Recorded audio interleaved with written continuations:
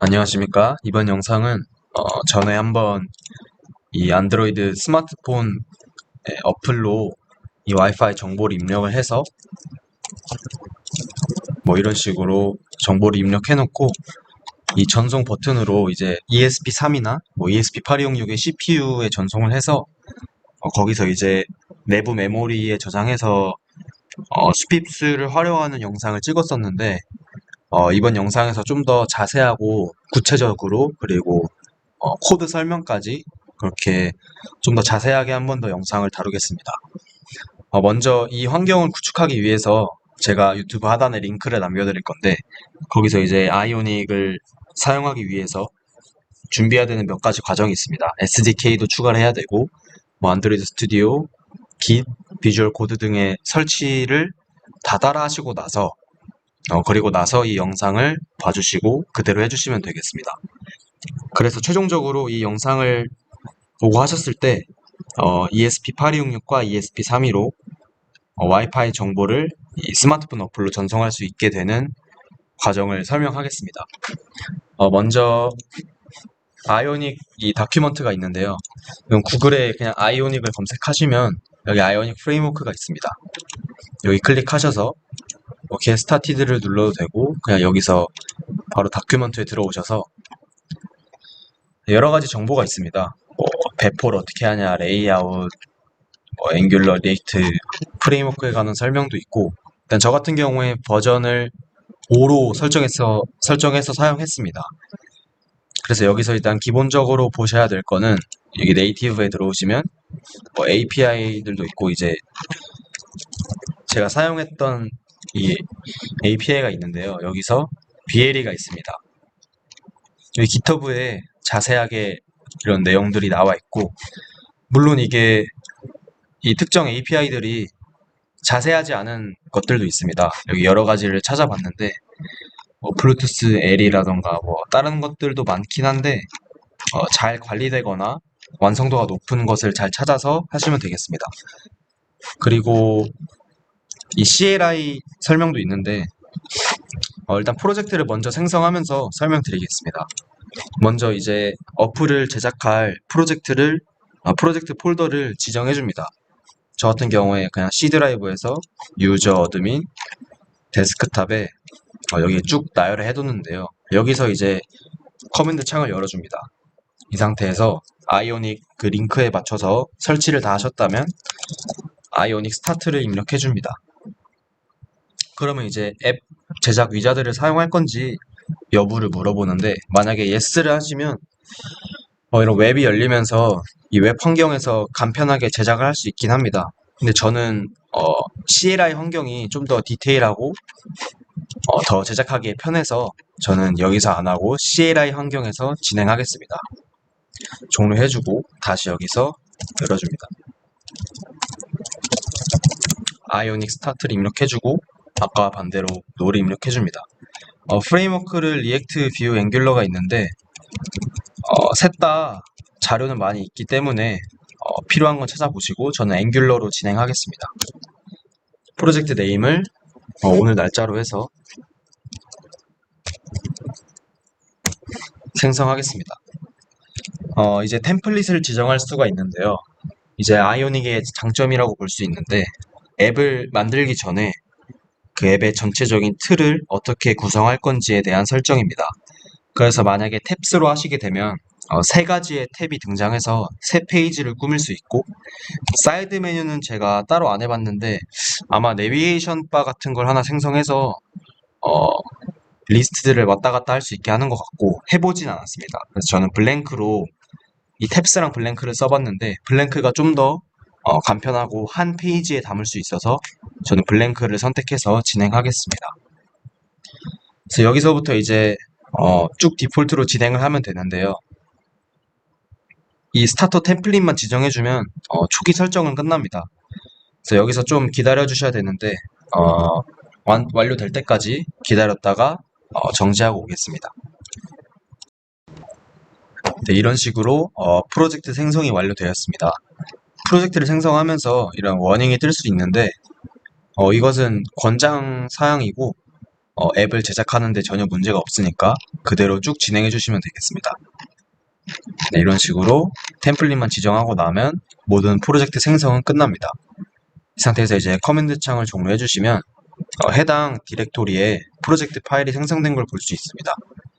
여기 들어가시면 src 앱 홈 이렇게 해서 여기서 전체적인 어플의 디자인이나 타입스크립트 파일들이 생성이 됩니다. 그래서 이제 제가 제작했던 어플에 소스를 올려드릴 건데 그것을 여기 src 앱 홈에다가 그대로 덮어쓰기를 하시거나 코드를 긁어서 변경해 주시면 되겠습니다. 일단 제가 제작했던 어플의 소스를 한번 보겠습니다.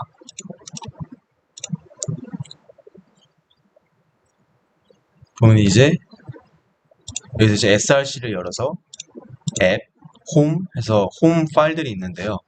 일단 HTML 파일입니다. 여기 보시면 이렇게 진행을 하겠습니다. 일단은 타이틀은 여기 보시는 라이트 토크로 입력을 했고 이 버튼들을 상단 바에 지정을 했습니다. 스캔 버튼과 커넥트 버튼을 해서 스캔을 눌렀을 때 주변에 블루투스 서버에 돌고 있는 장치들을 전부 스캔을 합니다. 이름이 있는 장치들은 이름이 자동으로 뜨고 이름 없이 등록되어 있는 장비들은 이렇게 이름 없음으로 나타나고 맥 어드레스가 추출이 됩니다. 이 과정은 어떻게 되어 있냐? 이제 스캔 버튼을 누르면 이제 스캔 함수가 실행이 됩니다. 그래서 여기 홈의 타입스크립트 파일에 스캔 함수를 찾아보면 디바이스 배열 안에 저장을 하고 BL이 아까 말씀드렸던 여기 네이티브에 BL이 API가 있습니다. 그래서 이거 설치에 대해서 먼저 설명을 드리겠습니다. 필요한 라이브러리들을 이제 API들을 설치를 해야 되는데 npm install 이런 명령어들이 있습니다. 이것을 어디서 실행시켜 주냐면 이런 식으로 프로젝트를 제작한 폴더에 들어오셔서 그래서 커맨드 창을 열어줍니다. 여기서 이제 하나씩 순서대로 설치를 해주시면 됩니다. npm install해서 저 같은 경우는 설치되어 있기 때문에 따로 진행하지 않겠습니다. 설치를 해주시고 이 세 줄을 모두 설치해 주시고 그리고 저는 BLE 말고도 다른 것들을 사용했는데 이것은 현재 직접적으로 쓰이진 않지만 어플을 제작할 때 용이한 것들이어서 추가를 했습니다. 이 스테이터스 바와 스플래시 스크린도 추가를 해줍니다. 그래서 여기 검색해 보시면 스테이터스 바 네, 여기 오셔서 이게 마찬가지로 npm 설치해 주시고 스플래시 스크린도 이렇게 설치를 해줍니다. npm 인스톨로 설치를 해주고 이런 식으로 임포트를 해줘야 됩니다. 설치를 하고 나서 끝나는 게 아니라 사용하려면 당연히 임포트를 해줘야 되고 이런 식으로 앱 모듈 타입스크립트 파일과 여기서 이제 BLE와 스테이터스바 스플래시 스크린을 추가해주고 여기 프로바이더에도 이런 식으로 추가를 해줍니다. 그리고 앱 컴포넌트에도 스플래시 스크린, 스테이터스바 추가를 해줬고 스펙 파일에도 스플래시 스크린, 스테이터스바 이런 식으로 추가가 되었습니다. 그리고 홈 파일에서도 보시면 네, 여기에는 따로 추가 안 해주셔도 됩니다. 이런 식으로 여기에 추가를 해주시고 선언을 한 뒤에 사용하시면 되겠습니다. 그래서 이어서 설명을 드리겠습니다. HTML 파일은 이런 식으로 상단바에 와이파이를 설정한 후 연결하라 했고 버튼을 생성했습니다. 버튼은 이제 CSS로 간단하게 생성을 했는데 오렌지 색깔의 버튼을 제작해서 버튼을 눌렀을 때 이런 식으로 팝업 창이 나타나는 버튼을 생성했습니다. 버튼을 눌렀을 때 present alert 함수를 실행시켜서 네, 와이파이 정보를 입력해주도록 문구를 생성했고요. 여기에 인풋으로 아이디와 패스워드를 입력할 수 있게 했습니다. 그래서 이제 여기서 텍스트 OK 버튼을 눌렀을 때, 이 데이터에 SSID와 패스워드를 이렇게 점으로 구분해서 저장하도록 했고, 와이파이 네임과 와이파이 패스워드 변수에 각각의 입력된 값을 저장하도록 했습니다. 입력되는 값은 여기 인풋에 SISID 패스워드를 사용자가 딱 봤을 때 아이디로 볼 수 있게끔 했고, 플레이스 홀더 태그를 통해서 와이파이 이름과 비밀번호를 입력하도록 했습니다. 그래서 이 네임을 SSID와 패스워드로 지정하면 여기서 입력된 값은 이 SSID와 패스워드 네임을 갖습니다. 그래서 이런 식으로 알라트 데이터에서 패스워드, 알라트 데이터에서 SSID를 반환하는 것입니다. 변수는 기본적으로 이쪽에서 생성을 했고, 데이터, 디바이스, 디바이스는 이제 스캔될 때 아까 디바이스고, 데이터는 이제 보내지는 데이터, 그리고 맥은 이 맥 어드레스를 반환합니다.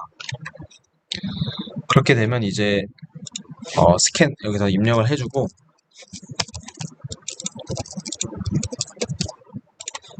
그래서 확인 버튼을 누르면 여기 저장된 변수들의 값을 불러오도록 했습니다. 네, 이 확인 버튼을 눌렀을 때 present alert 2 함수가 실행되면서 네, 이 함수가 실행이 됩니다. 그래서 알라트를 띄워주는데 메시지가 이렇게 나타나게 했습니다.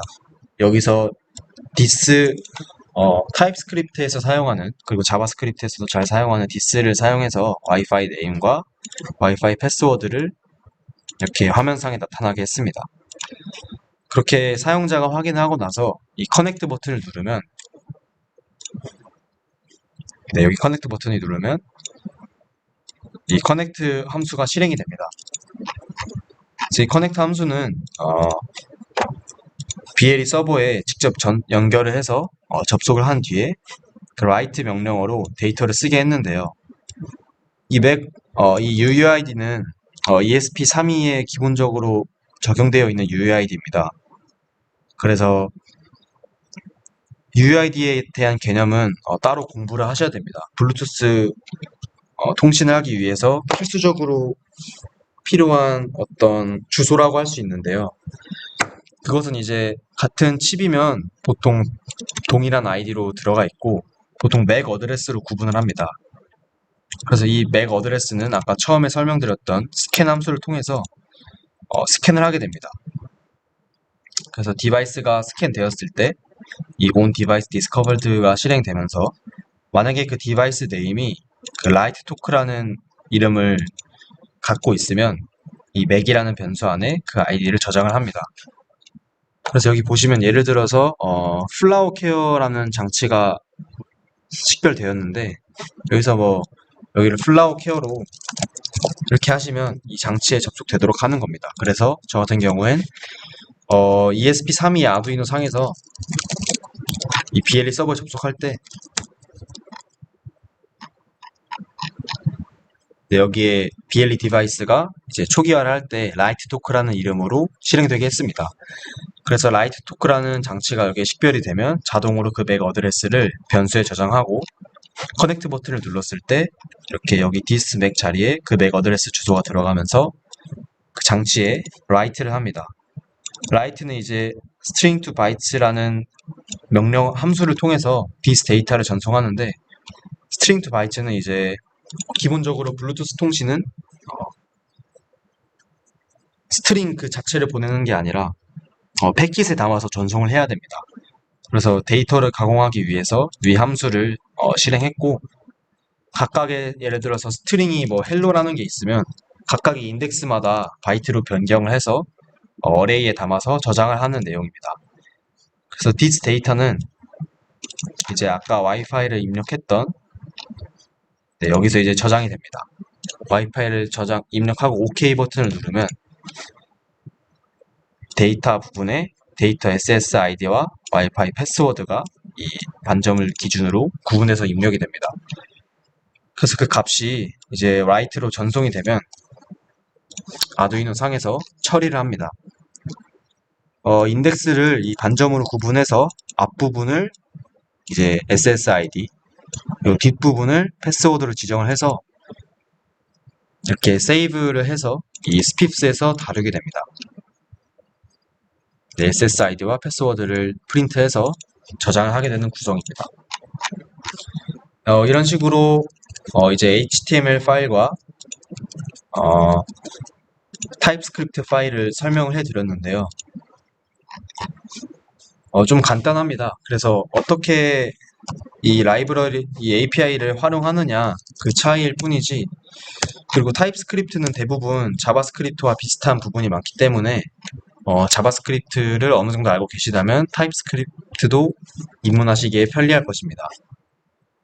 그래서 이 소스 코드들을 제가 전부 그 유튜브에 링크를 해 둘 테니까 그대로 사용하시고, 이 아두이노 소스도 올려드리겠습니다.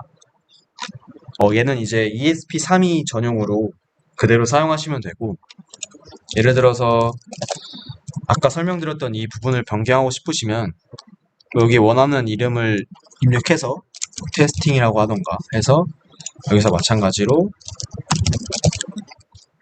이 부분을 변경해 주시면 되겠습니다. 예를 들어서 뭐 이 같지 않은 이름을 하고 싶으면 뭐 contain 그 스트링이 이 값을 포함하고 있는 명령어를 사용할 수 있습니다. 그래서 그런 식으로 변경을 하셔서 사용해도 되고, 일단 기본적으로 제가 사용하고 있는 어플을 그대로 활용하시려면 이걸 그대로 사용하셔서 필요한 곳에 활용하시면 되겠습니다. 그리고 이제 추가적으로 아이오닉 프로젝트를 생성할 때 여기 CLI에 보시면 자세하게 나와 있습니다. 빌드하는 방법부터 스타트하는 방법, 제가 아까 했던 아이오닉 스타트, 그리고 이런 식으로 바로 아이오닉 스타트 블랭크로 바로 처리를 할 수 있고, 이런 다양한 방법이 있으니까 잘 자료를 조사하셔서 좀 더 편리하게 프로젝트를 생성하시면 되겠습니다. 네, 이상으로 블루투스로 와이파이 정보를 전송하는 어플에 대한 설명을 마치겠습니다. 여기서 추가적으로 소스코드 설명 마쳤는데 이제 이거를 스마트폰에 배포를 해야 합니다.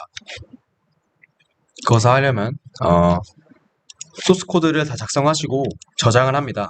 저장을 하시고 나서 이 프로젝트 폴더에 들어옵니다. 들어오셔서 커맨드 창을 열어주고 아이오닉 캡 싱크 명령어를 쳐줍니다. 이 캡 싱크는 싱크를 맞춰주는 것인데요. 현재 이제 저장된 아이오닉 소스들을 동기화 시켜준다, 그런 개념으로 생각하시면 되겠습니다. 싱크를 입력해주고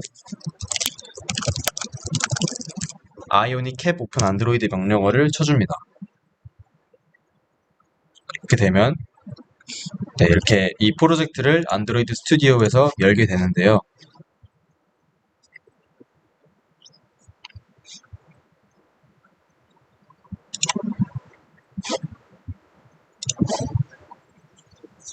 네, 이런 식으로 안드로이드 스튜디오 프로그램이 열리게 됩니다.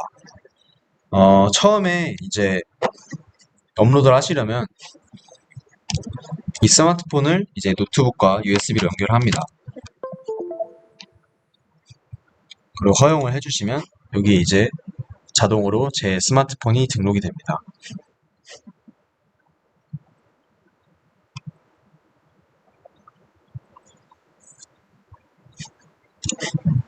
네, 이런 식으로 삼성 제 핸드폰이 등록이 됐고, 뭐 USB가 없으시면 이 와이파이로도 사용할 수 있는데요.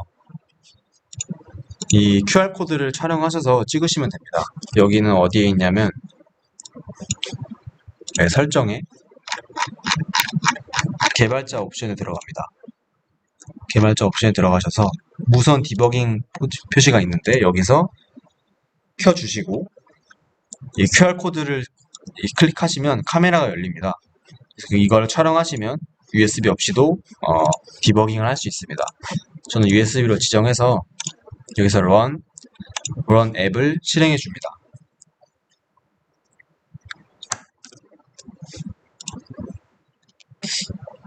네, 적용될 때까지 잠시 기다려 보겠습니다.